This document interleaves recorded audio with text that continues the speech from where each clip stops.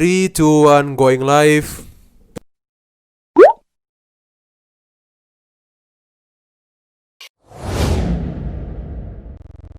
Assalamualaikum warahmatullahi wabarakatuh. Akhirnya kembali lagi bersama saya dan Kak Rabi di acara Goban ini episode 3. Episode 3. Akhirnya kita gimana lebarannya, Kak? Alhamdulillah sangat menyenangkan walaupun sedikit berbeda ya dengan tahun ini ya dibanding Berbeda, tahun-tahun iya. kemarin. Harus Sekarang disyukuri tapi kan. ya tapi alhamdulillah kita masih syukurin. Kalau misalkan dulu kita masih bisa ketemu Ria, tapi sekarang cukup karena kita mematuhi peraturan pemerintah, makanya kita Ya. physical distancing dulu gitu kan. Ya, betul. Tapi at least daripada mudik kita Ya. bisa jadi buronan malah kan kita. Tapi at least kan kita bisa ketemu lewat media kan, media Iya, sosial. Ya, betul. Betul banget. Ini by the way kenapa pakai jaket, Kak? Nah, sebelum itu Van ada sedikit informasi dulu nih, Pak. Oh ya, kenapa tuh? Bagi para anggota pemuda-pemudi Kebayoran yang ingin bergabung ke tim Goban, itu sangat diperbolehkan loh, Pak. Oh iya, kita terbuka banget sih. Sangat terbuka banget. Terbuka Ini banget aja buat orang yang misalnya berminat untuk ngapain aja sih, kita kan yang penting ada obrolan yang santai kan. kita Goban itu cuma berdua, Pak ya, timnya. Iya, berdua. Nyari skrip sendiri, nyari narasumber Betul. sendiri, konsep sendiri.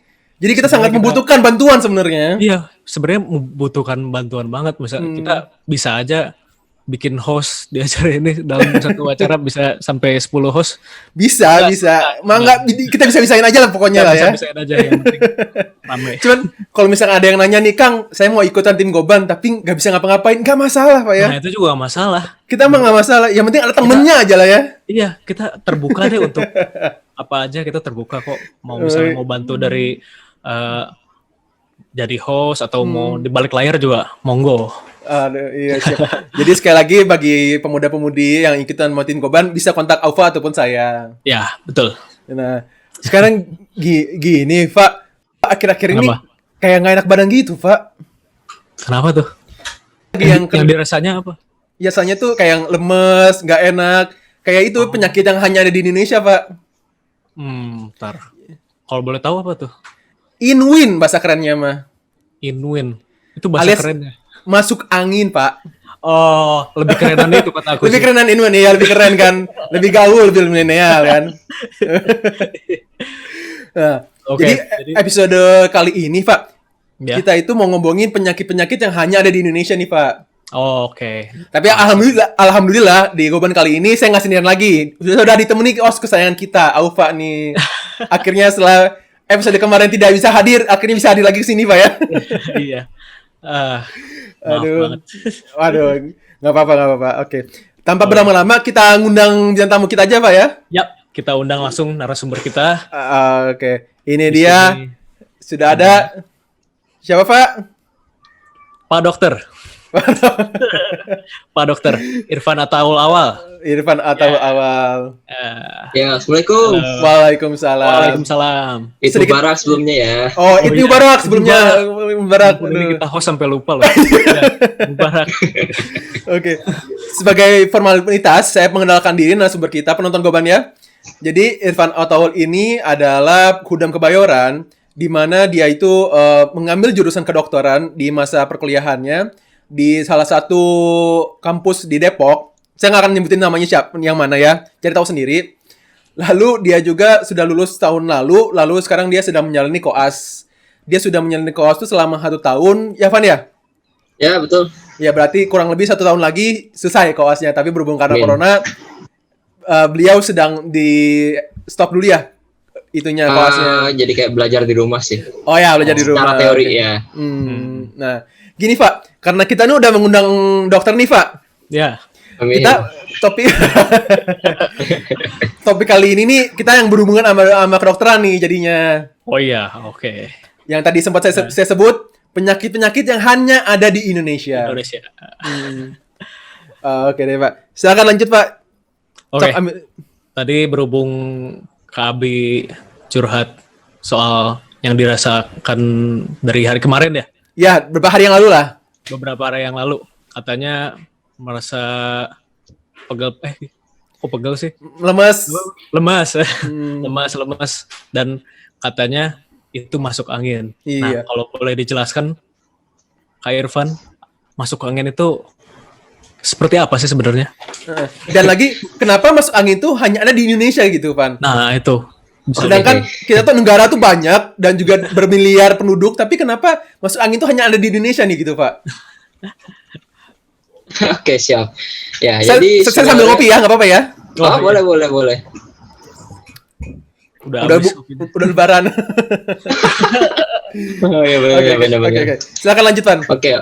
Jadi sebenarnya kalau kita ngomongin masuk angin di kenapa cuma ada di Indonesia? Karena sebenarnya itu cuma istilah aja yang berlaku di masyarakat lokal. Hmm. Jadi masuk angin itu adalah istilah buat kumpulan gejala-gejala penyakit atau gejala-gejala yang menunjukkan ada masalah di kesehatan tubuh. Kira-kira kayak gitu.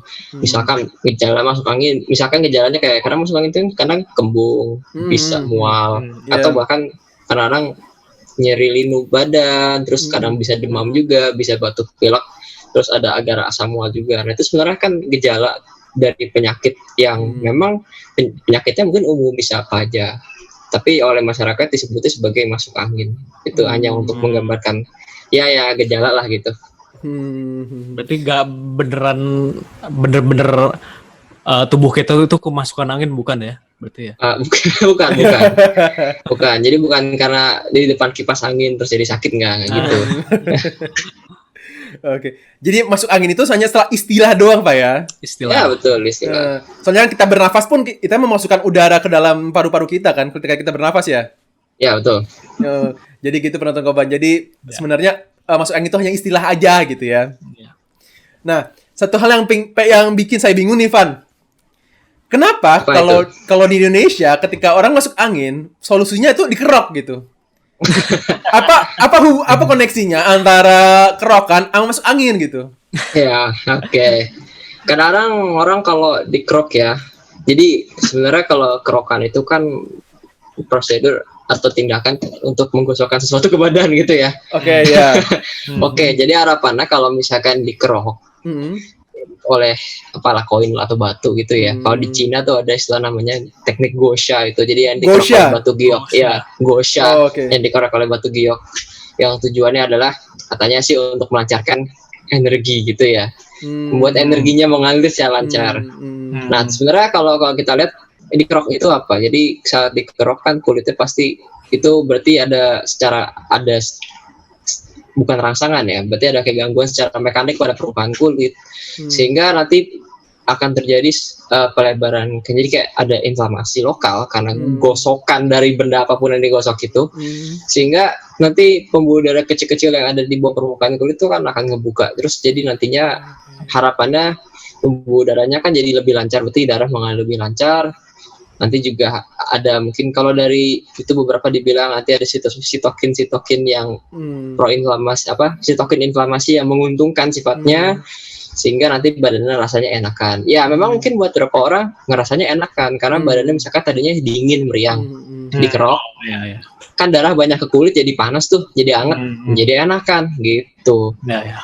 Tapi apakah lantas nanti dia menghilangkan gejala sakit atau menghilangkan penyakitnya? Ya itu secara penelitian sampai sekarang jumlahnya terbatas dan tidak bisa dikatakan itu bisa menghilangkan penyakit gitu. Ya. Jadi sampai sekarang itu belum ada penelitiannya kan, berhubung penelitian yang terbatas, jadi belum bisa dikatakan 100% kalau kerokan itu 100% menghilangkan penyakit itu, Pan ya? Ya, jadi emang khasiatnya juga masih dipertanyakan gitu. Apakah ini benar-benar karena ada proses medis atau hanya karena tadi ini anget nih, menggoda lebar, darah banyak, anget, enak gitu. Nah itu jadi itu pun masih jadi pertanyaan. Masih jadi pertanyaan. Oke. Nah kalau misalkan kerokan itu sendiri tuh hanya ada di Indonesia atau di luar negeri juga ada sih, nggak, Van? Di luar ada. Ya sebenarnya gini, awalnya mungkin kalau dari luar negeri mungkin awalnya dari Cina ya, gosha itu terus jadi berkembang jadi metode alternatif gitu. Oke. Terus nanti jadi akhirnya beberapa orang mendirikan semacam institusi kerokan kadang. Maksudnya institusi terapi alternatif yang salah satunya adalah teknik gosha tadi atau kerokan. Walaupun kalau di Indonesia kerokan pakai koin pun bisa kan. Iya. Tapi kalau dari luar kan banyak kan pakai giok panas, pakai batu panas, kayak gitu sih. Lebih bermodal gitu, Pan ya. Iya. Lebih bermodal. Kita pakai minyak kayu putih, pakai koin jadi gitu di kerokan. Jadi Oke deh. Nah, Oh ya. Oh, ini Apa, sebelum ke terapi, oke. coba nanya dulu. Selain menimbulkan sensasi lega ya, itu ya, tapi kira-kira dampak kesehatannya kayak gimana sih, Van? dampaknya. Ya, Oke, pertama dampaknya bisa nggak ada. ya, Karena kan tadi kan hanya untuk Ya. efeknya memang mungkin gini, secara orang enak gitu enakan, Ya. tapi nggak menghilangkan penyakitnya. Terus yang kedua adalah masalahnya kalau beberapa orang atau mungkin sebagian orang ya. kerokan kan dia berarti menggosok kulit ya. Iya. Nah itu respon inflamasi atau radang pada kulit itu malah bisa membuat orang jadinya ngerasa kulitnya kepanasan atau sakit gitu. Ya, kepanasan atau sakit, nyeri karena merah itu kan digosok merah, kan si kulitnya digosok juga. Nah itu berarti nanti dia bisa menimbulkan rasa nyeri. Buat Nah, beberapa iya. orang dia malah Iya. sakit jadinya, malah Berarti perih ya gitu ya. nggak selamanya itu dapat menimbulkan rasa lega ya. Betul. Buat beberapa Beberapa orang bisa jadi perih malah atau sakit. Emang Alfa pernah ngalamin? Ya, saya termasuk kubu yang perih. Oke. Ya udah. Sama saya juga, Pak. Paling nggak bisa dikerok tuh, Pak. Nggak enak, nggak ada, oh, nggak tidak merasakan sensasinya apa gitu enaknya dikerok tuh. Iya. Bener. Rasanya tuh kayak di kulit dong. Mungkin buat beberapa orang bisa nyampe ke dalam panasnya ya. Kalau Iya. saya sih jujur aja cuma di kulit. Ya. Aduh, nggak kuat. Ya itu orang beda-beda ya. Beda-beda. Nggak buat semua orang sebenarnya sih emang. Oke. Oh ya, tadi itu ya soal terapi ya. Ya. Ya. Nah, soal terapi beberapa tahun lalu, udah lama sih, beberapa tahun lalu saya masih kecil lah, kalau nggak salah masih SD, di bangku SD. Itu ada juga terapi pakai batu giok, cuman kayaknya bukan dari Cina, Van, dari Korea. Itu modelnya, jadi si pasien itu ditaruh di tempat tidur. Nah, batu gioknya itu ada di bawah tempat tidurnya. Dia berjalan bolak-balik tuh dari kaki ke kepala, kepala ke kaki. Nah, itu masuknya ke kategori apa ya kalau misalnya terapi yang seperti itu di dunia medis, Van? Nah ya jadi susahnya, jadi gini, itu kan terapi kepake apa batu giok terus Batu giok juga. Ya. dijalanin gitu batunya ya. Iya, jadi Oke. kayaknya bukan dari gesekannya gitu. Emang batu gioknya itu sendiri aja udah panas gitu dari listrik yang diantarkan. Oh ya, oke. Jadi sebenarnya gini loh, terapi itu kan banyak yang emang terapi itu didasarkan dari banyak literatur zaman dulu gitu ya. Yang misalkan pakai panas lah ya kan, katanya pakai energi dari batu itulah. Nah susahnya adalah pertama penelitiannya terbatas di dunia medis. Yang kedua adalah kadang-kadang memang beberapa dari metode terapi itu ya katakanlah dianggap kurang saintifik, mungkin karena penelitian yang terbatas tadi. Gitu ya. Nah kalau kita gampangnya kita kelompokkan kayak terapi alternatif gitu ya, terapi alternatif yang mungkin katakanlah di luar penelitian medis lah gitu ya. Karena nggak semua terapi yang kita ketahui yang kelihatannya kayak terapi alternatif itu adalah terapi yang tidak ada buktinya, tidak berbasis bukti. Contohnya sekarang kayak akupuntur gitu ya. Karena di mana ya, akupuntur sendiri sekarang sudah ada buktinya. Itu sudah terapi berbasis bukti dan sudah dijalankan di rumah sakit besar. Kayak di tempat saya gitu misalkan ya, di rumah sakit nasional, sebuah rumah sakit nasional besar yang menjadi rujukan nasional itu ya, kalian tahu namanya apa. Nah itu ada terapinya akupuntur itu digunakan untuk beberapa kondisi dipakai. Iya, dipakai. Karena sudah diakui sebagai salah satu cabang medis yang terbukti yang sudah terbukti gitu loh. Makanya cukup valid ya berarti ya. Valid ya. Terapinya valid. Cukup valid lah gitu. Okay. Makanya kan diakui gitu. Pokoknya kita prinsipnya dalam itu adalah selama emang ada buktinya jelas, terbukti secara medis, valid digunakan gitu. Nah gitu. Hanya kan masalahnya mungkin banyak yang aneh-aneh lain di dalam ini yang yang katakanlah ini ini jauh banget itu loh dari common sense aja kayaknya aduh gimana gitu ya. Ya saya nggak mau nyebutkan sih. Jangan bahaya itu. Jangan. Ya kita kembalikan ke mereka aja lah terserah gitu ya. Jadi balik lagi ke kepercayaan masing-masing aja gitu ya. Ya, diharapkan memang percaya kepada ya sudah ada buktinya gitu. Benar. Tapi itu balik lagi ke masyarakat gitu. Kita nggak mau maksa. Iya. Nah, ngomong-ngomong tadi kan ada kerokan, terus ada lagi yang katanya masuk angin itu dipijit gitu, Van. Nah, oke, siap. Ada terapi pijit kalau nggak salah gitu ya untuk khusus untuk masuk angin. Nah, sebenarnya kalau terapi apa saya lupa ya, terapi tapi kayak dipijit gitu, Van. Oke. Nah, sebenarnya Terapi dipijit. ya terapi yang pijit. Tahu nggak, Van, ya kayak gitu-gitu, Van? Oke, jadi sebenarnya yang ya gitu ya. Karena pijat itu kita harus katakan tidak bisa sembarang pijat. Jadi nggak bisa itu pijit asal pijit gitu ya. Nah, jadi banyak sebenarnya sudah ada penelitian tentang sebenarnya pijat tuh gimana sih gitu ya. Nah, dan ternyata sudah dipakai di namanya terapi fisioterapi. Fisioterapi enggak pasti udah tahu lah kalian ya. Nama fisioterapi, terapi fisik yang dikasih ke pasien yang memang membutuhkan katakanlah misalkan pasien-pasien yang mengalami post stroke gitu ya. Atau mengalami katakanlah ada masalah di sebelumnya di sistem gerak tubuhnya, di otot, di sendinya sehingga butuh terapi fisioterapi. Dan salah satu terapinya adalah pijat. Yang tujuannya katakanlah kalau saya baca itu adalah dia bisa melemaskan otot sehingga pada proses terapi itu latihannya lebih lancar dan diharapkan nanti gerakan tubuhnya kembali gitu. Dan itu tujuannya untuk menghindari tegangnya itu. Iya. Jadi supaya dia gerakan sendinya kembali bebas. Itu kadang salah satu terapinya adalah dipijat dulu. Gitu. Jadi nggak kaku gitu. Ya. Dan bagaimana dia cara kerja pijat di badan? Memang banyak, maksudnya lagi penelitian ya, walaupun memang penelitiannya tidak sebanyak yang lain, tapi tujuannya adalah bagaimana caranya pijat itu bisa ya beberapa satu teorinya adalah membuka jalan darah atau maksudnya membuat darah lancar ke otot gitu ya. Atau dengan stimulasi tekanan itu membuat otot tersebut bisa katakanlah menjadi lebih rileks gitu. Itu gampang mudahnya seperti itu.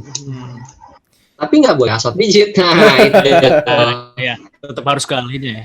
Ya, makanya fisioterapis itu kan belajar pijit nggak sembarang belajar gitu.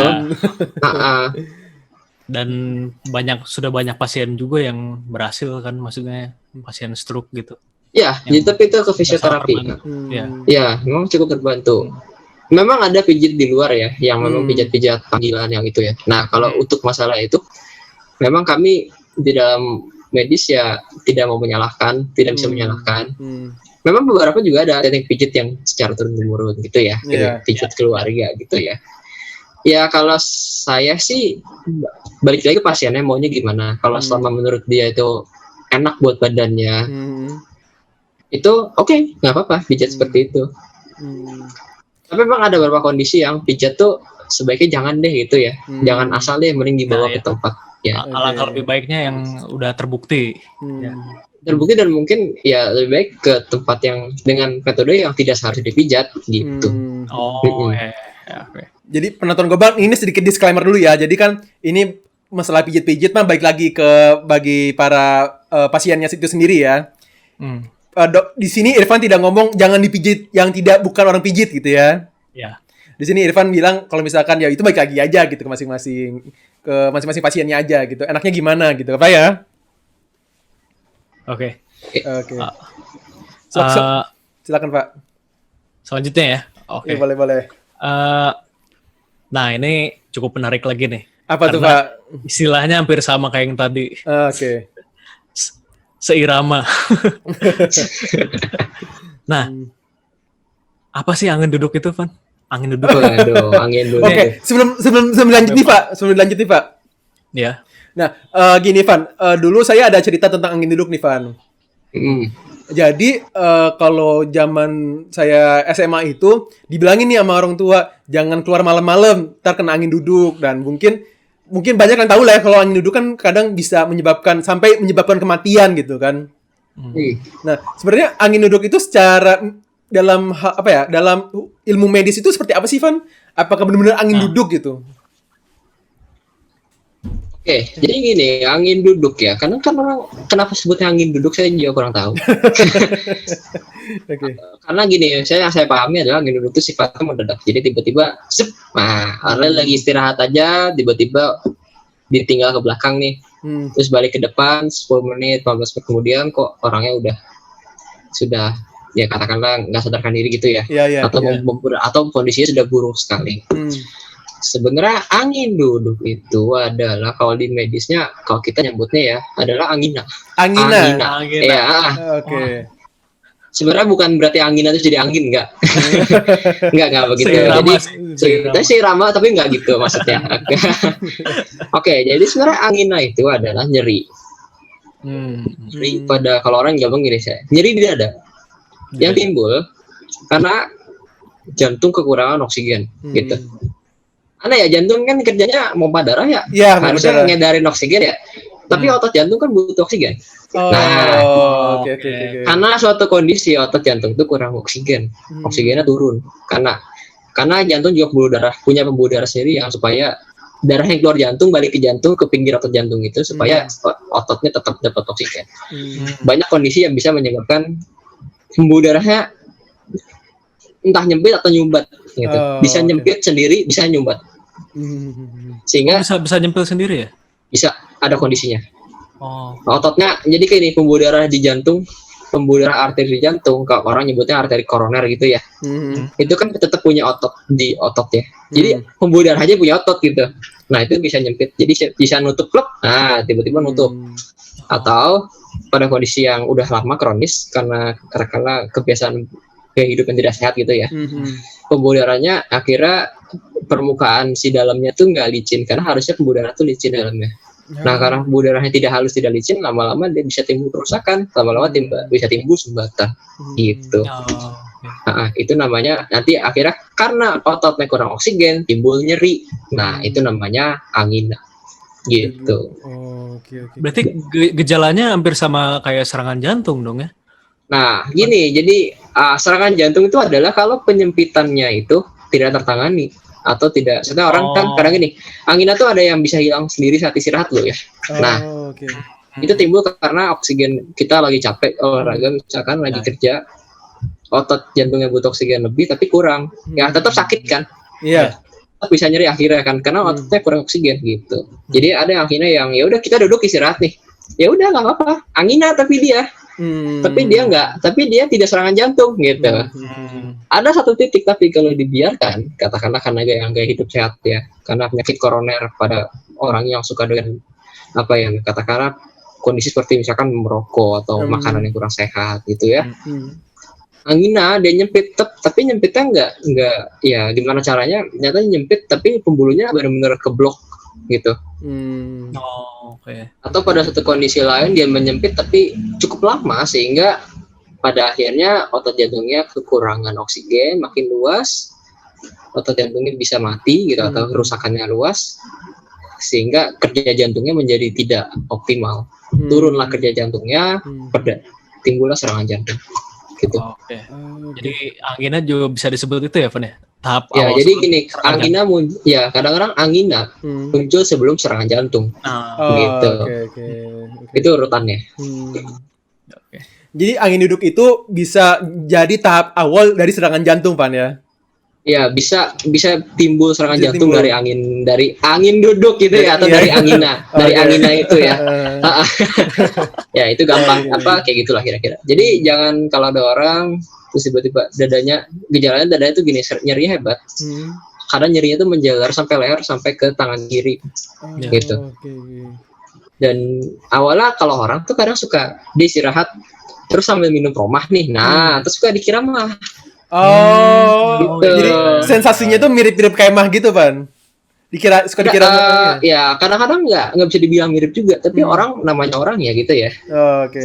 Tapi jangan salah, angina tuh sakitnya berat gitu. Maksudnya pasiennya sebenarnya kalau kita itu kelihatan gitu, bahwa pasiennya tanpa penyakit angina tuh sakitnya mereka nggak bisa nahan, dan kayak ya udah gitu loh, pasiennya kesakitan itu kadang sangat sakit, bahkan pasiennya bisa seperti hopeless, kayak tidak berdaya gitu terhadap rasa sakit yang hebat itu.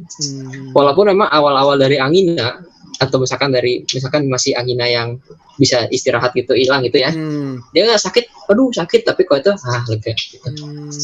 Tapi dia bukan kayak mah yang kalau misalkan katakanlah kalau mah tuh kan makan hilang ya. Ini enggak, kadang-kadang enggak, tapi kadang-kadang bisa aja gini kasusnya. Kalau misalkan dia habis kerja sakit nih, dia ngerasa itu kayak mah dong. Yaudah dia istirahat, duduk makan. Kan sakitnya hilang kan? Iya benar. Padahal dia itu hilang karena dia istirahat gitu. Karena suplai oksigennya tercukupi lagi setelah tadinya dipakai untuk aktivitas berat gitu. Pada suatu berjalan kan diremehin ya. Diremehin.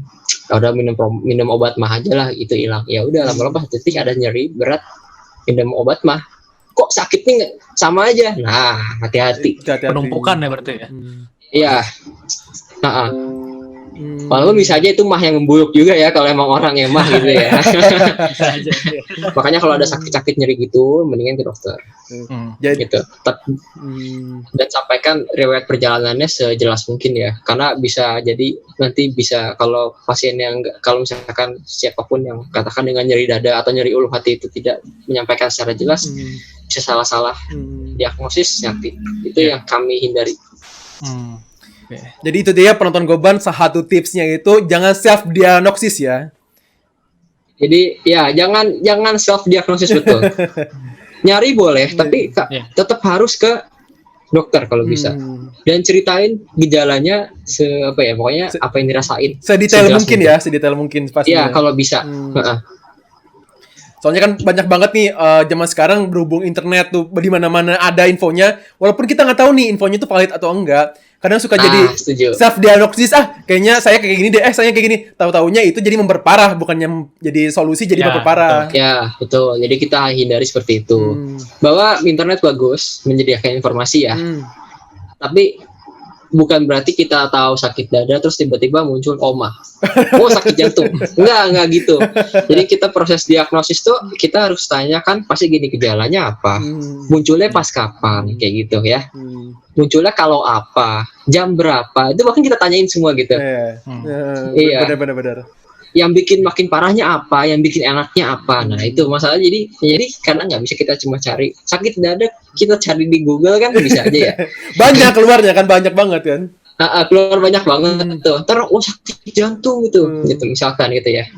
Atau misalkan nanti penyakit yang lain. Nah, itu sebenarnya kami berharap kalau emang ada sakit ngerasa nggak enak badan, ya ke dokter saja gitu ya. Sampai terlambat gitu. Jadi tapi kalau misalkan yang tadi nyambungnya tadi gini Van, sebenarnya kalau misalkan keluar malam-malam itu ngaruh nggak sih sebenarnya sama angin duduk ini? Atau cuma sekedar mitos doang supaya kita nggak keluar malam-malam gitu Van?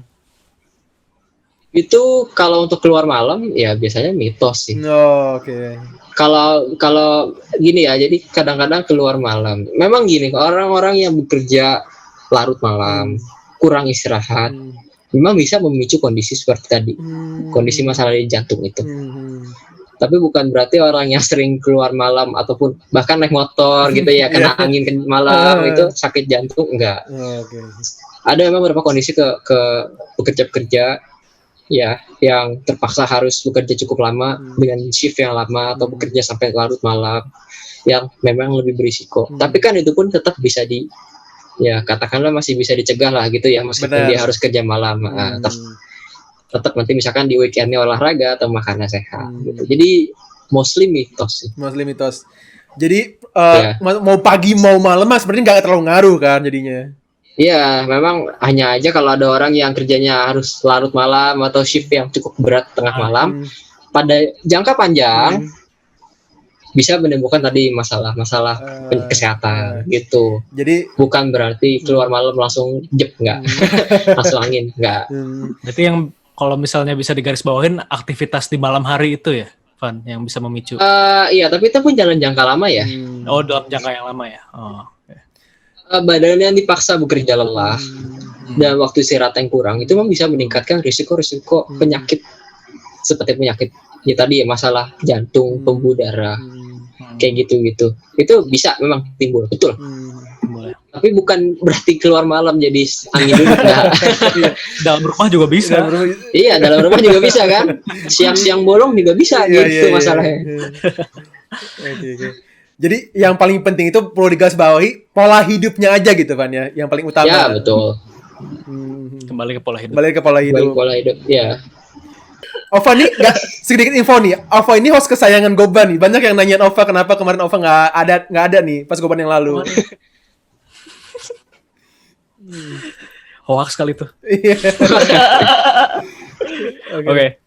Berarti kita tadi sudah sama Kak Irfan udah bahas tentang penyebabnya. Nah, ini kalau misalnya nggak sempat dicegah, ada pengobatan khususnya nggak, Kak Irfan? Kalau apa? Kondisi tadi yang ingin duduk. Ya, angin duduk itu.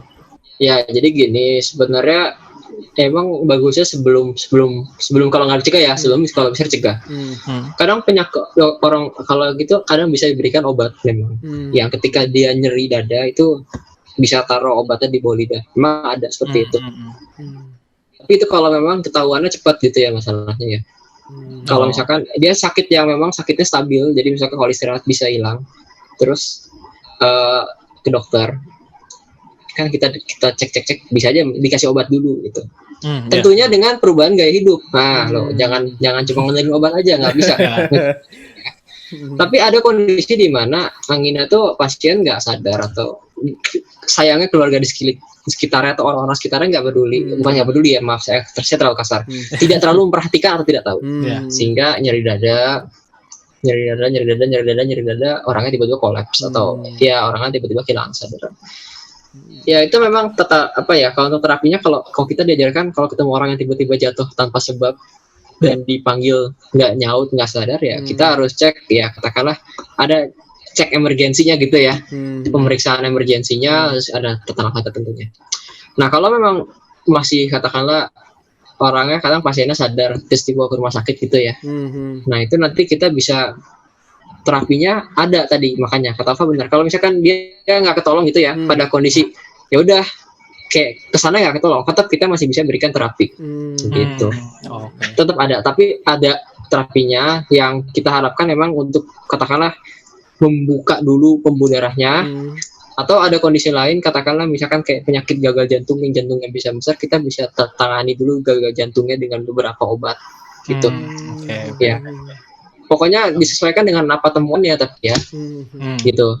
Jadi bukan berarti lantas juga dia tidak benar-benar tidak bisa diobati, bisa, tapi kalau udah lebih lama dari periode emas gitu ya, lewat dari periode emasnya atau periode idealnya ya peluang sembuhnya ada tapi kerusakannya luas, atau mohon maaf gitu, tidak bisa lagi.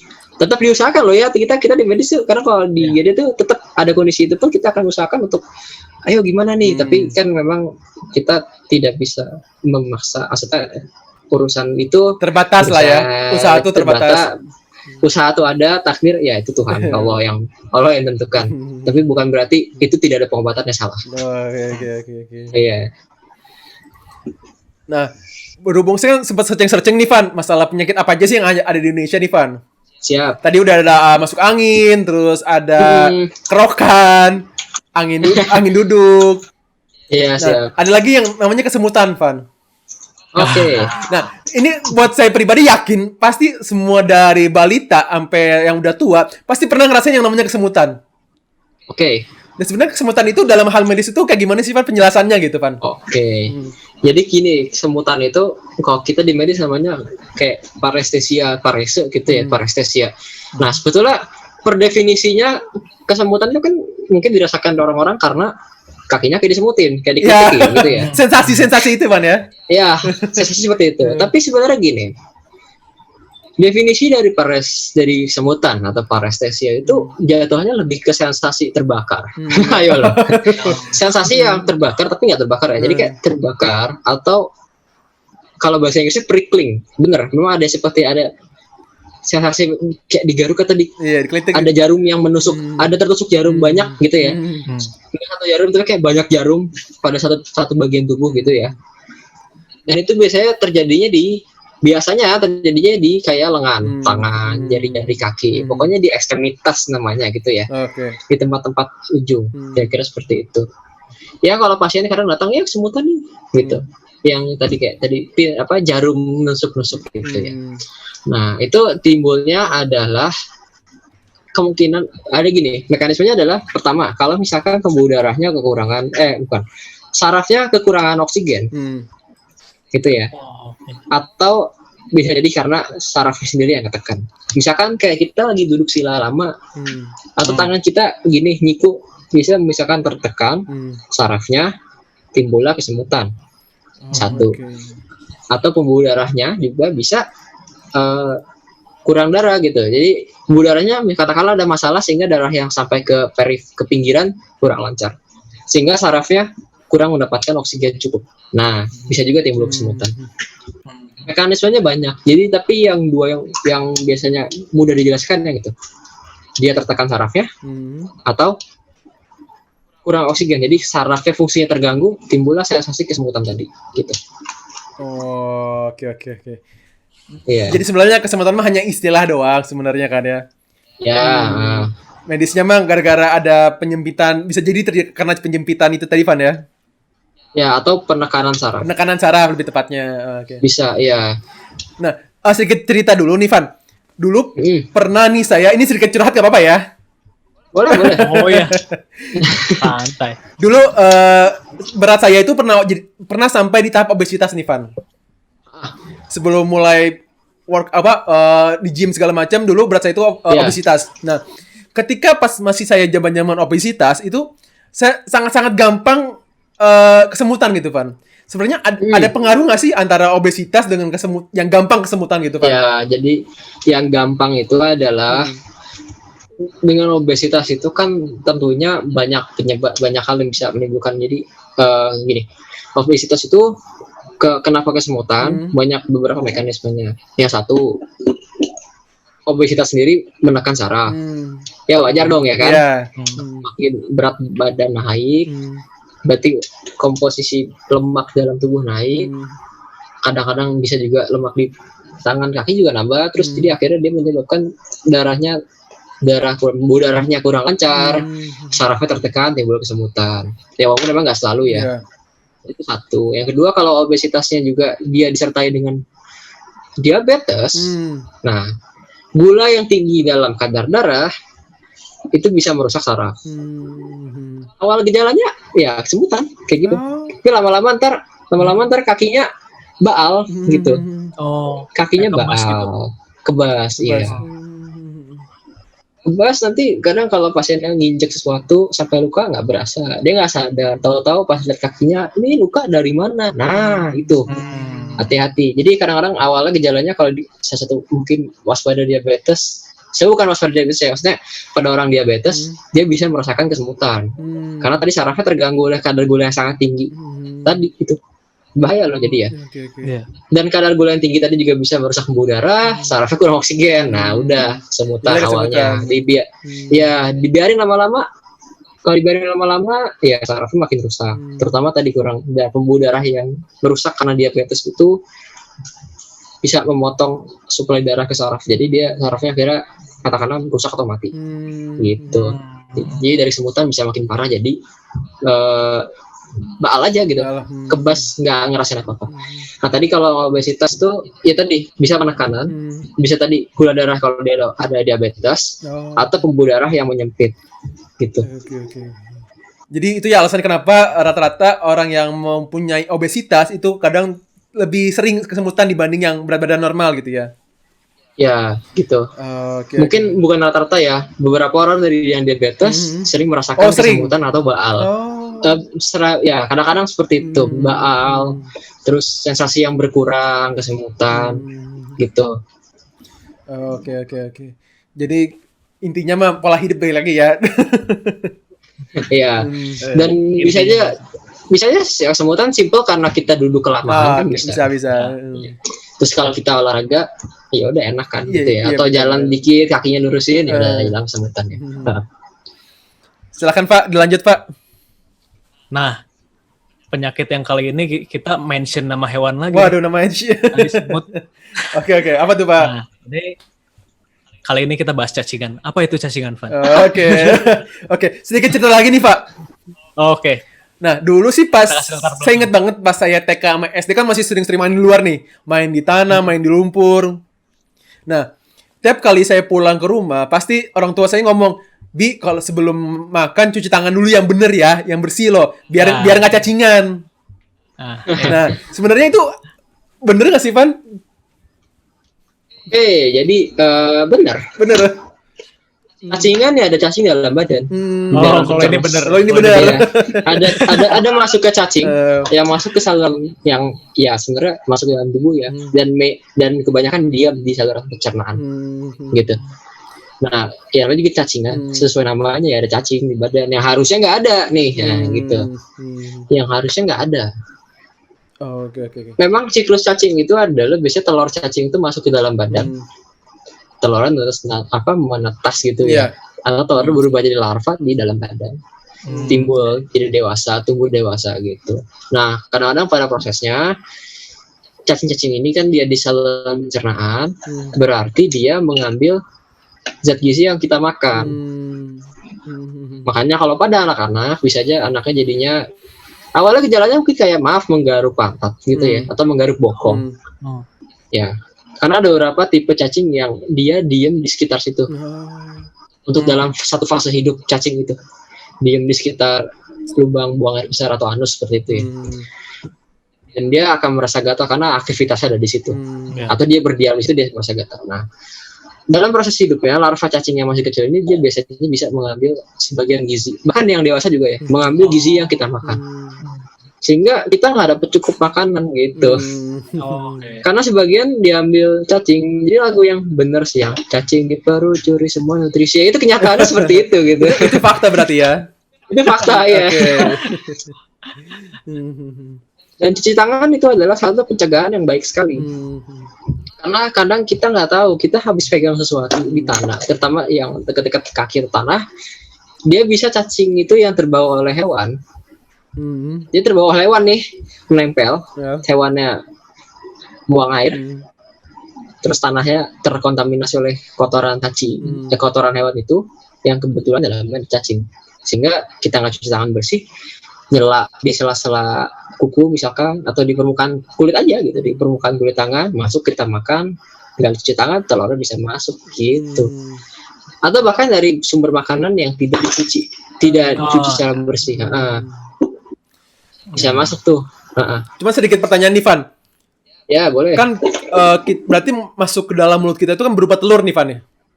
Ya. Nah, pertanyaan saya simpelnya, kenapa telur ini tuh masih bisa selamat sedangkan masuk melalui asam lambung, melalui usus gitu. Kenapa masih bisa berkembang biak gitu? Oke. Ya, jadi cacing itu telurnya kuat. Memang kita mikir asam tuh harusnya menghancurkan segala sesuatu ya. Tapi alam itu gimana ya? Alam tuh hebat. Jadi dia bisa menciptakan protein. Iya benar, alam tuh hebat, bisa menciptakan protein yang tahan terhadap bahan kimia atau protein aneh-aneh gitu. Atau protein dalam tubuh manusia, dalam tubuh hewan. Sehingga dia bisa selamat lewatin asam, lewatin protein yang harusnya hancur. Enggak hancur. Ntar pas nyampe usus baru meletus jadi cacing gitu. Jadi nggak ada cara lain selain kita cuci tangan dan jaga menyuci makanan ya, bahan makanan. Ya betul, cuci makanan, masak secara matang. Masak dan matang. Oke. Ya harapannya kalau matang kan berarti rusak nanti ya, karena panas. Karena sejauh ini yang saya tahu protein itu kalau kena panas ya rusak. Ya benar. Dia bisa tahan asam, tapi tahan protein yang lainnya. Tapi terhadap panas biasanya dia akan rusak. Gitu. Jadi nggak aktif telurnya, nggak bisa ngasilin larva. Oke. Mati lah gitu bahasanya. Jadi gitu penonton Goban, untuk menjaga anak-anak kita nih yang masih kecil, yang masih main di luar, harus mencuci tangan terlebih dahulu ketika setelah main dari luar. Ataupun bagi ibu-ibu ataupun tukang-tukang masak di luar sana, yang ketika lagi mencuci sebisa mungkin, sebersih mungkin mencuci bahan makanannya, dan juga jangan lupa memasaknya dengan benar gitu ya, dengan suhu yang tepat sehingga cacing-cacingnya ini mati semua. Jadi cuci tangan sebelum makan yang bersih banget. Ya benar. Jadi cuci Ya. tangan itu tidak hanya pas corona doang kan, Pak ya? Iya, betul. Jangan setelah corona udah nggak cuci tangan lagi gitu. Jangan. Jangan. Oke. Selanjutnya ini kita mau nanya soal Ayan. Apa itu Ayan ya, Pak? Oh ya, kalau misalnya mau ngasih latar belakang ke Aduh. tadi kan Oke. Jadi dulu seingat saya tuh pas saya di sekolah gitu masih SMP ada petugas sekolah yang tiba-tiba jatuh gitu. Tiba-tiba jatuh ngegerung-gerung. Nah, ketika saya nanya-nanya ke guru-guru, kenapa sih itu? Katanya sih Ayan gitu. Nah, kadang-kadang Ayan tuh suka apa ya? Suka dikaitkan dengan supernatural gitu, Van.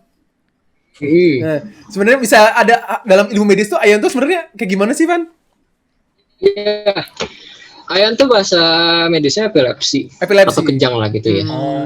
Lebih ke epilepsi sih. Jadi timbul karena ada aktivitas listrik otak yang awalnya yang nggak normal lah gitu ya. Yang di satu area tertentu yang tidak normal. Sayangnya aktivitas listrik otak ini entah dia mempengaruhi area yang tidak normal itu atau bahkan yang tidak normal ini di misalkan satu titik aja gitu melompat ke area otak yang lain. Sehingga timbullah kejang secara umum gitu, secara global. Jadi semuanya kejang gitu ya. Nah, Ayan itu untuk khusus epilepsi memang ada yang kalau untuk epilepsinya atau Ayannya gitu ya. Jadi awalnya memang gejalanya dia hilang kesadaran, drop, otaknya hilang kesadaran, ngebatu, kaku, badannya makin kaku sambil teriak gitu ya. Terus matanya membelalak gitu ya. Habis itu kelanjutan. Ya memang mekanismenya seperti itu. Jadi awalnya listrik ini kelistrikan otak tuh kan ada listriknya bekerja berdasarkan listrik sebetulnya. Awalnya satu titik nggak normal, terus lama-lama dia akhirnya nyebar ke semua bagian yang lain, gitu, ke semua region yang lain otaknya. Dia nyebar di satu titik, tiba-tiba nyebar semuanya, aktivitas listriknya kacau, sehingga otaknya kacau gitu ya. Nah itu kacau tuh timbul kejang tadi. Kadang-kadang untuk beberapa kalau untuk yang khusus epilepsi memang bisa teriak yang gitu kan, epilepsi teriak, habis itu diikuti oleh kejang. Tapi hati-hati bahwa kejang ini bisa timbul nggak ada gejala kayak gitu. Jadi orangnya kayak misalkan di anak-anak tiba-tiba bengong, ya, bengong yang nggak bisa dipanggil. Jadi anaknya benar-benar nggak respon. Mata tatapannya kosong. Jadi matanya kayak dah. Tatapannya kosong bertahan selama beberapa waktu, berapa detik lah biasanya. Terus habis itu anaknya tiba-tiba sadar. Terus anaknya kayak bingung lah gitu ya. Dia nggak sadar karena apa yang terjadi pada saat dia duduk. Kadang-kadang kalau ditanya, kamu lihat apa? Kayak lihat atas. Dia nggak tahu padahal tuh anak kejang gitu. Kejang ya. Jadi aktivitas otaknya kacau sementara gitu. Karena gini, kejang tuh bukan berarti yang kelojotan kayak Ayan tadi. Enggak. Bisa juga kejang yang dia menghentikan proses atau membuat otak itu kacau, tapi dia tidak menimbulkan gejala pada sistem pergerakan tubuh manusia, enggak. Dia hanya lemas aja, terduduk, jatuh duduk, ya udah diam berapa waktu, nanti sadar gitu, nggak bengong lagi, nah gitu. Jadi bahkan dari balita pun bisa mungkin terjadi ya epilepsi atau kejang itu ya? Bisa banget, bisa. Atau kejang itu atau epilepsi itu bisa timbul karena riwayat medis tertentu. Riwayat medis sebelumnya, misalkan cedera otak karena kecelakaan motor atau stroke bisa timbul Ayan di masa depannya. Kalau faktor stres sama depresi gitu ya, bisa jadi ngaruh? Kalau depresi memang ada beberapa penelitian, ada beberapa hal yang menunjukkan bahwa depresi itu berkaitan dengan kejang. Tapi sebenarnya dasarnya adalah depresi itu kan sistem kimiawi otaknya ya. Karena otak tuh kerjanya selain listrik juga pakai kimia nih, pakai protein, kayak protein yang dilepaskan oleh otak gitu ya. Sinyal-sinyal kimia nih. Pada depresi dia berubah komposisinya, ngaco gitu. Jadi komposisinya nggak ideal. Nah masalahnya adalah ada beberapa kaitan antara komposisi kimia yang tidak ideal itu. Dia karena misalkan penyakit kayak depresi itu dia membuat kinerja otak lain juga kacau, secara kelistrikannya juga kacau, sehingga bisa timbul kejang tadi. Ya ada kira-kira seperti itu. Risikonya meningkat lah gitu ya. Tidak berkaitan secara langsung, tapi risikonya meningkat untuk bisa timbul kejang karena masalah mental tadi. Gitu. Oke. Ya. Oh ya, sama mau nanya juga, Van. Apakah epilepsi ini juga bisa ngaruh ke keseimbangan tubuh ya. Soalnya pernah lihat juga di rumah Iya. sakit kayak pasien epilepsi itu selalu dites untuk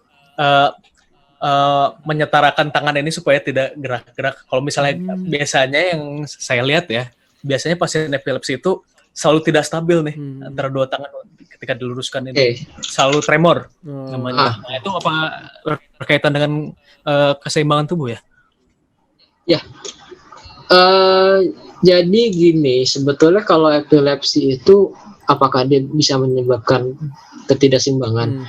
Dulu yang pernah saya baca itu adalah kemungkinan sebelumnya pernah ada kondisi medis tertentu yang sayangnya salah satu efeknya adalah kehilangan keseimbangan tadi. Okay. Tapi lama-lama masalah di otak tadi yang kayak misalkan stroke kan bisa hilang keseimbangan ya.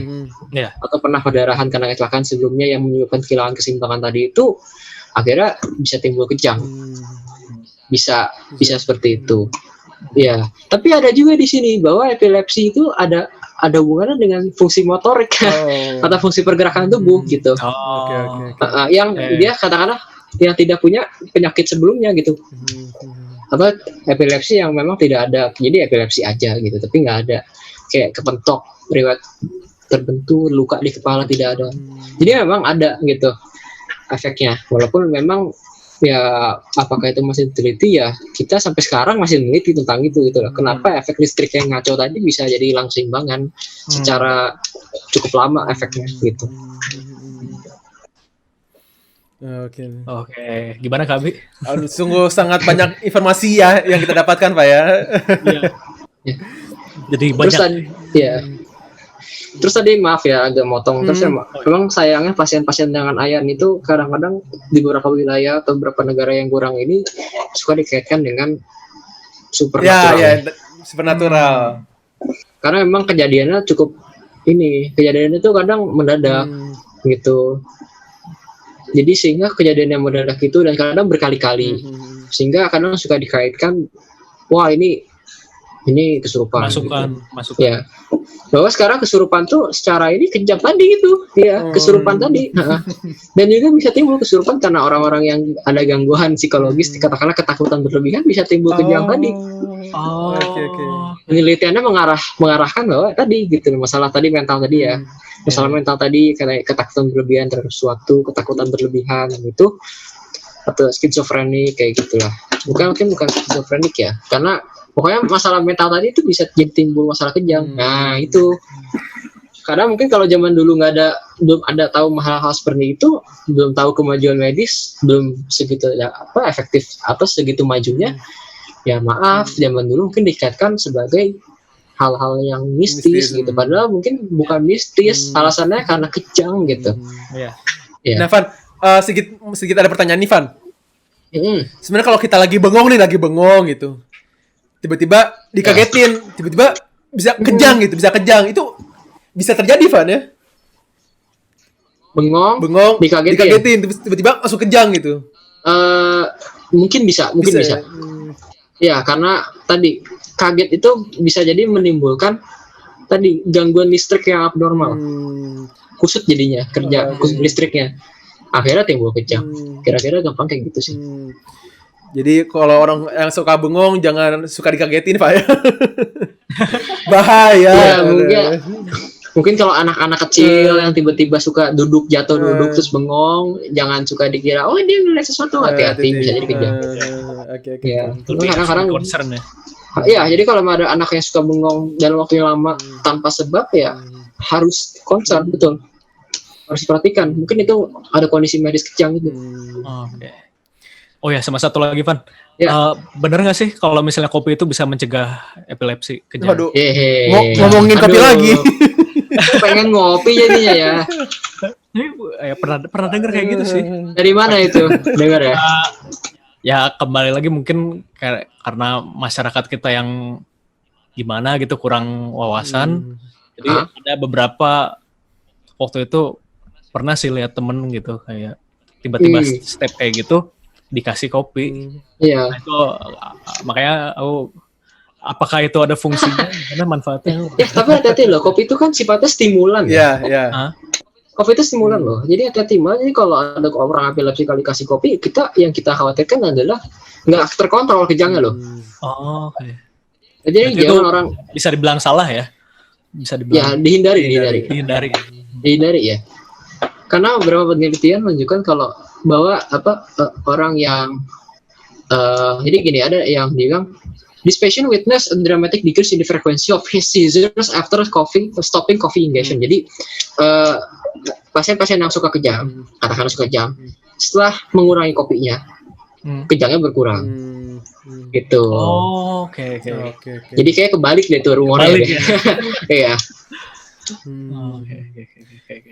Tapi anehnya ada beberapa yang berpendapat bahwa moderate dose, jadi kayak kopi yang nggak terlalu banyak lah gitu, mungkin bisa mungkin menguntungkan ke pasien epilepsi. Tapi saya sampai sekarang secara pribadi belum serak gitu ya dengan teori itu ya. Karena kan kopi kan stimulan. Kopi itu kan sifatnya justru merangsang otak untuk lebih aktivitasnya meningkat gitu. Jadi sampai sekarang saya akan yang saya ambil adalah ya kurangi dulu deh kopinya gitu kalau ada riwayat epilepsi apalagi atau kejang gitu ya. Itu dia penonton Goban, tadi kita udah ngomongin masuk angin, terus kerokan, angin duduk, kesemutan, cacingan, ayan ataupun epilepsi. Nah, sekarang tema bebas nih, Pak. Kira-kira Alfa sendiri ada yang pengen ditanya nggak mumpung kita mengundang dokter nih di sini, Pak? Amin. Saya masih belajar. Oh ya, paling cuma nanya ini aja sih. Ya, berkaitan sama situasi sekarang. Siap. Dengan maraknya COVID ini masih banyak orang yang merokok gitu. Nah, itu komentar dari Kak Irfan kayak gimana ya? Ya saran saya stop lah. karena gini, maksudnya kita tidak mau memperberat kondisi gitu. Yang kita khawatirkan kan dengan merokok merusak saluran pernapasan, kan semakin rentan virus masuk ya, karena sistem pertahanan terhadap permukaannya jadi kurang. Kita khawatirkan seperti itu. Belum kalau misalkan beneran kena COVID-nya terus bergejala terus sebelumnya ada rokok, ya susah dong. Makin berat nanti sakitnya. Jadi kami berharapan ya sementara stop dulu atau hindari dulu lah. Ya. Oke. Akhirnya kita sudah di penghujung acara. Sangat menyenangkan sekali bisa ya bertukar pikiran, berdialog dengan Kak Irfan. Jangan lupa itu, Pak, segmen terakhir. Apa tuh? Segmen terakhir di Goban ini kita harus narasumber itu memberikan kesan pesan setelah datang ke Goban itu gimana? Itu paling penting. Inti acaranya sih di situ sih, Pak, sebenarnya. Oke, siap. Gimana Kak Irfan? Kesan pesannya? Ya, jadi Goban ini sebenarnya platform yang bagus ya, platform podcast gitu ya, yang bagus untuk sharing. Ya, kita fokus ke sharing di sini sih. Kalau menurut saya ngeliatnya ya, sharing tentang apa yang diketahui, spesialisasinya gitu ya. Kayak sebelumnya Kang Nizam kopi gitu kan, tentang cara bikin kopi, atau Pak Kait oleh Pak Kait gitu ya, atau Pak Rizky tentang cara membuat susu kedelai gitu ya. Dan mungkin saya di sini alhamdulillah berkesempatan untuk membagikan apa yang saya tahu gitu ya, meskipun saya masih belum jadi dokter banget, masih dokter muda sebutannya, masih di koas, tapi senang untuk bisa berbagi pengetahuan kira-kira seperti itu. Jadi mungkin kalau buat anggota yang lain nih yang mau berbagi ekspertise atau pengetahuannya yang dia lebih tahu daripada yang lain, bagus sih share. Ya, karena sangat menguntungkan orang lain, hitung-hitung amal juga kan, berbagi ilmu itu kan. Iya. Sebenarnya kita juga senang kedatangan Irfan di sini, jadi kita tidak kehabisan konten sebenarnya. Jadi para anggota maupun Kebayoran maupun luar Kebayoran, kalau sekiranya mau promosiin barang, mau promosiin kegiatan ataupun mau sering-sering ilmu, sangat boleh dan sangat memungkinkan kita undang di Goban ya, Pak ya. Ya. Sangat, kita juga sangat terbuka untuk menerima hal-hal yang seperti itu. Kita kalau misalnya ada yang bisa dipromosin, kita bisa promosikan di sini. Iya, setuju. Banyak hal lain. Nah, pastikan penonton Goban ini pasti banyak lah pengen pertanyaan ke Dokter Irfan ini. Nah, kira-kira kalau kita ngadain Goban Live gimana tuh, Pak? Wah, seru banget pasti ya. Ya. Jadi penonton pasti lebih dari sejam. Tergantung kuota internet aja itu ya. Aduh, insya Allah kita ngadain Goban Live ya, ntar lah kita atur lagi waktunya ya dengan Dokter Kita atur Irfan. lagi. Jadi di mana para penonton Goban tuh bisa langsung bertanya dan akan langsung dijawab insya Allah kalau pertanyaannya bisa dijawab. Ya Allah. Ya. Baik Pak, silakan Pak. Closing ya. Closing. Oke. Akhirnya kita di penghujung acara. Gak terasa udah sejam ya. Ya kurang lebih sejam lah. Sebelum diedit sejam lah ini. Terima kasih banget Kak Irfan atas kehadiran. Ya. Jazakumullah Pak. Terima kasih. Jazakumullah khair. Dan akhirnya sudah di penghujung acara. Saya Aufa dan Saya rekan saya Rabi mau undur. Assalamualaikum warahmatullahi wabarakatuh. Wassalamualaikum Waalaikumsalam warahmatullahi wabarakatuh. Jazakumullah penonton Goban. Jazakumullah. 3, 2, 1, and cut.